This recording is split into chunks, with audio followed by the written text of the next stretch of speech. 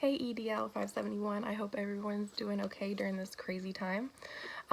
For the interview questions, I decided to choose an area of growth from my coaching plan in order to work on some things that I've been trying to do better at, especially with our different standards. So the question that me and my principal talked about would be, how would you resolve a conflict between two upset adults in your school? I really wanted to use this one because conflict is one of those areas that it can get bad very quickly if you don't know how to handle it. So I was talking about resisting the temptation to react negatively towards either person, even if you think that they deserve it.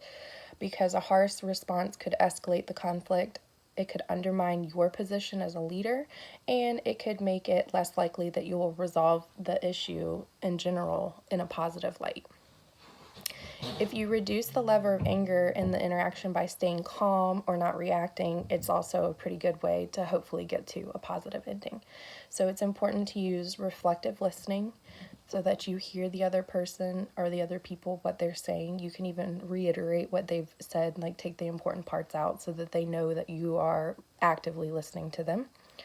Acknowledge the speaker's emotion. So this can also be kind of used as like a tactic to make the speaker realize, oh, I am very angry, or I did look that way. So you can be like, well, I understand that you're upset.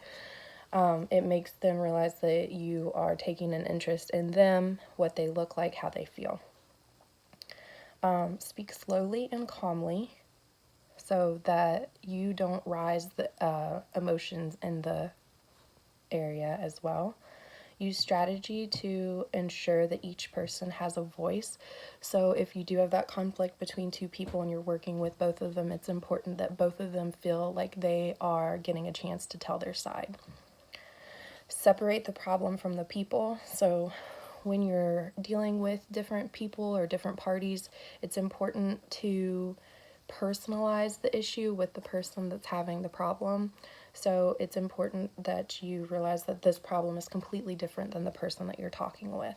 And then that way, hopefully, they won't feel personally attacked when their views or whatever might disagree or might be different than others. And then disagreements are much more difficult to resolve when personal feelings intrude to cause the participants to dislike or distrust one another, or even you as the principal. So it's important to use objective criteria and not subjective feelings and emotions or opinions. So basically, focus on the problem, not the personalities. You're looking for a solution, not a culprit. Be courteous, but don't sugarcoat the problem. Describe the effect it's having on others, especially students, because students can feel they're like emotional sharks. Keep your conversations or decisions strictly confidential. You cannot control what other people say, but it should not come from you.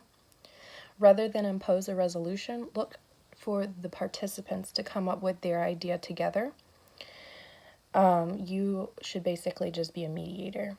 And then finally, make it clear that you expect improvement and will monitor progress. These are adults and they are able to come up with solutions on their own.